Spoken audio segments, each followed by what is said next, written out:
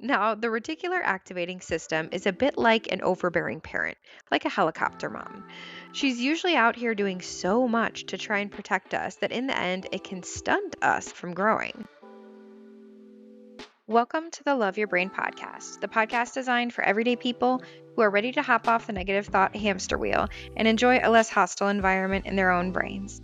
Our brains are where we live our entire lives, and I'm on a mission to help people see that they have everything they need to make it a happier place to be. So join us for this episode of the Love Your Brain podcast. Let's get started. Welcome back, or welcome if you're new. I just wanted to give you a quick update that we have now a recording of our first mind massage live in our online community. So if you missed out on that this last week, definitely take advantage of it. I'll leave the link below. It's a great exercise. It's just a recording on there, so you can listen to it whenever. And you can use it if you're feeling discouraged, unsupported, maybe just in a negative spiral. It's a great thing to listen to kind of help get you into a better place. So make sure to check that out. It will be a link to our online community, which you can join for free. And then you'll see in the feed there that there is the recording of the mind massage. So definitely check that out. All right. Well, as I talked about in my last episode, I have been deep in the trenches of learning these past few months, which is super exciting. It's super fun, but it's also incredibly challenging. And not because it requires a lot of inherent work, but because of what's happening in my own brain. I know we've all been there. We learn things and then we go to apply them to better ourselves or make a significant change in our life. And it seems like it's way harder to do than it should be. Like it seems like an easy change. Why can't I do it? Why can't I get into that thought process of this is easy? Whenever we're trying to adopt a new healthy habit, we go through this same thing. Like, I really want to get up early and work out every day. Why is it so hard for me to start doing that simple task? Or I don't want to eat late at night. Why is it so hard for me to stop doing that? Well, I thought today it would be good to break down the why of that. Why is it so hard? And explain the neuroscience behind the difficulty. Let me introduce you to what we call the reticular activating system. Sounds complicated, it's really not. Now, the reticular activating system is a bit like an overbearing parent, like a helicopter mom. That's how I like to think of her. She's usually out here doing so much to try and protect us that in the end, it can stunt us from growing. When I think about this, I visualize that helicopter mom who does everything for their kid so they don't experience discomfort. But really, it just keeps the kid from growing up and learning things. And like, I know that parent is acting that way because they love their precious kiddo so much. We can see the reticular activating system is just like this as well. It loves us so much.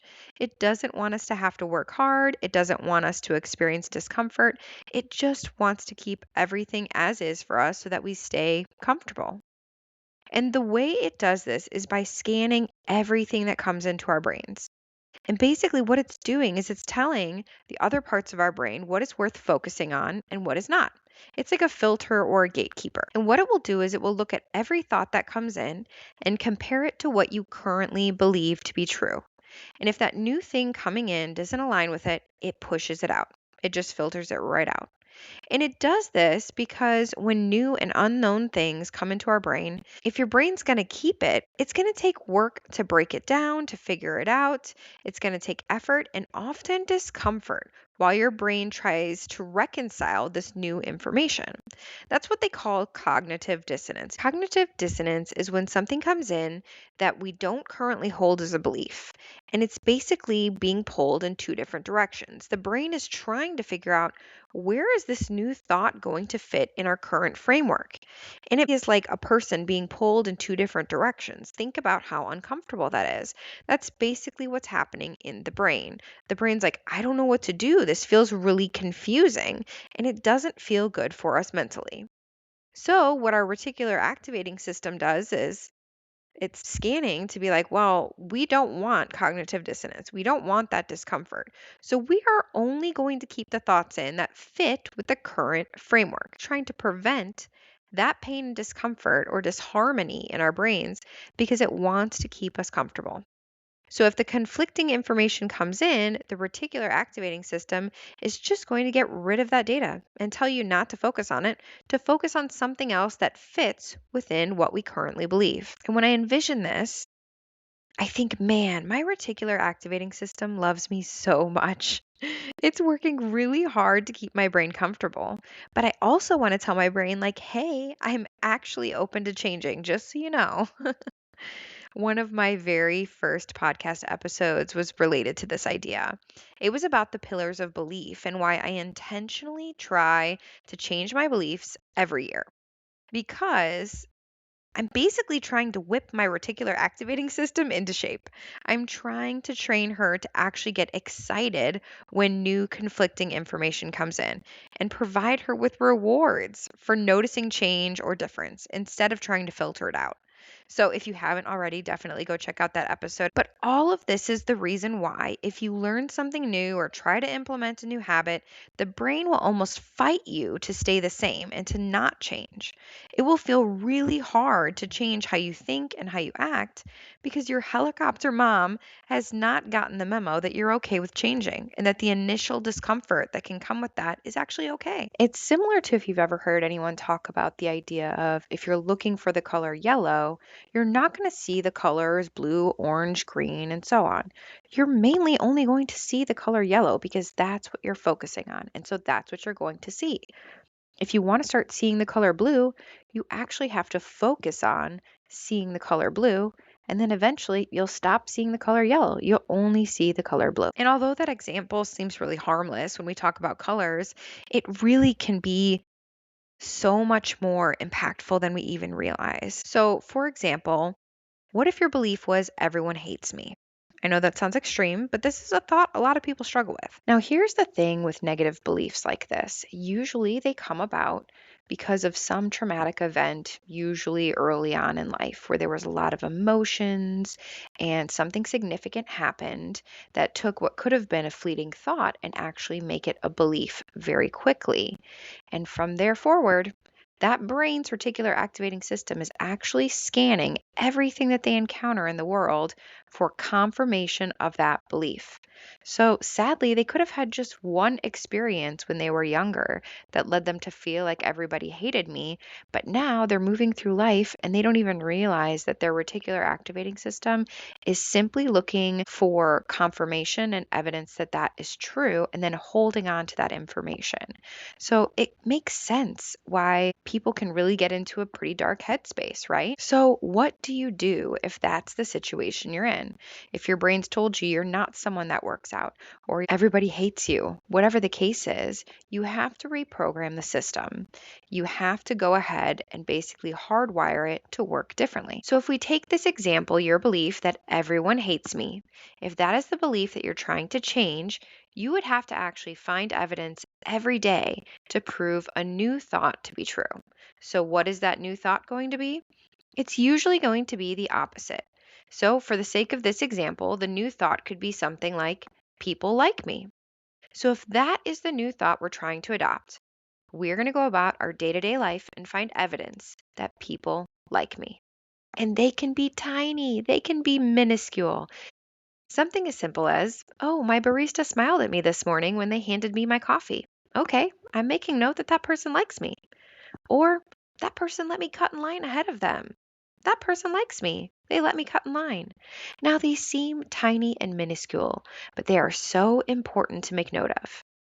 Making note in your mind, or even better, making note in your phone, making an ongoing list of all the evidence that you're seeing to confirm this new thought to be true. Doing that exercise over and over again allows your reticular activating system to start seeing that as a new belief so that it can actually start to look for more evidence to confirm that to be true instead of your old thought. But we have to put in the intentional effort to retraining this muscle of our brain. And it's just like any other muscle in your body. If you train it, it will get stronger. For me right now, I'm really trying to exercise the muscle of this new knowledge. And the helicopter mom brain in me is like, well, some of this seems new, like it doesn't align with what you currently believe or understand. And it's really trying to push it out. And I'm like, hold on a second. I want the new stuff here, so don't get rid of it. I'm okay being uncomfortable. Just let me hold on to this strange thought for a second. And maybe for you, it's something like the example we talked about at the beginning. Maybe you're trying to make a new habit that you want to work out regularly, but working out hasn't been a priority for you before. So your brain is going to fight you and tell you not to focus your energy on it. It's going to say, well, you made it this long without working out. You'll be fine if you stay not working out. And working out, it's so much work. It takes so much effort to try and put that in place. It's not going to be worth it. You've been fine this whole time. And if that's the case for you, it might mean sitting down and writing down all the times that you can remember when you worked out before and it felt good. What are all the things that happen when you worked out? Did you feel like a serotonin boost? Did you feel like you had more energy during the day? Did you like the free mints that they had at the gym? Did you like being able to see the sunrise on your way home from the gym? Whatever it was, these can be silly things, but making a list of all the evidence to prove this new belief that working out before work is worth it to you.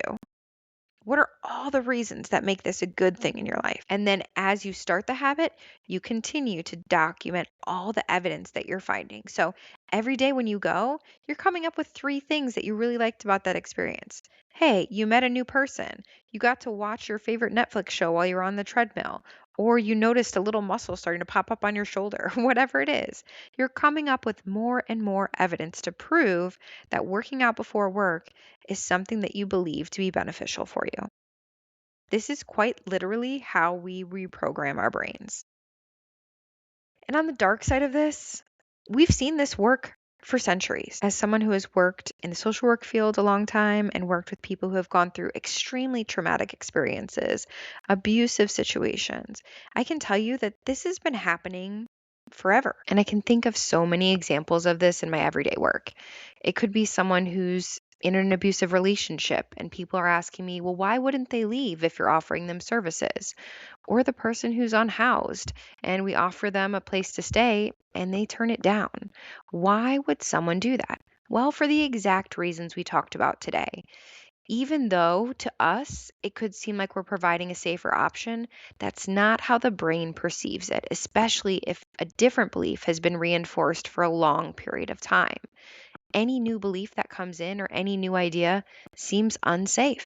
We haven't realized until recently that we could actually use these same powers for good, that we can do these same reprogramming techniques on our brain actually help us to have a more positive experience in our life.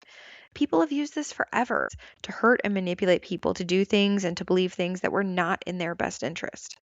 And it's worked, unfortunately. But now we can actually use it to create a life and a society that we enjoy more just as easily. Those same tools can be used for your benefit and to benefit the world. We can reprogram our brains to love ourselves more, to love others more, and to generally just make this world a more enjoyable place for ourselves and everyone that's in it. It's actually pretty freaking cool.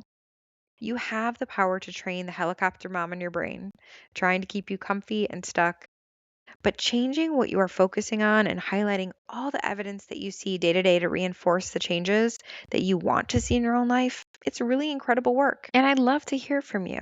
Most of these platforms where you're listening to this podcast do allow comments. So chime in, let me know something that you're trying to reprogram in your own brain and how it's going. I'd love to encourage you, send some love your way.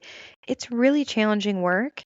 But once you get into the habit of it, it kind of gets exciting. You deserve to enjoy the brain space that you have between your 2 ears. I hope you enjoyed this episode today. I hope it was helpful for you. Maybe you're like me and you're in a season of life where you're really just flipping everything that you've known on its head and trying to incorporate some new thoughts and beliefs. And hopefully, this gave you some encouragement because there is a way to really transform how your brain works. It just takes refocusing it a little bit and putting a little bit of effort in. So, good luck on this. I'd love to hear how it goes for you. Have a great week, guys.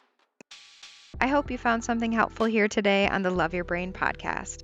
Maybe a laugh or a feeling of validation, or maybe just a few moments to have company while you do your laundry. Whatever you take from it, I hope you enjoyed your time and leave feeling empowered to be more you every day. Make sure you're subscribed so you don't miss out on the next episode and leave a review. I'd love to hear what you think. Have a great one.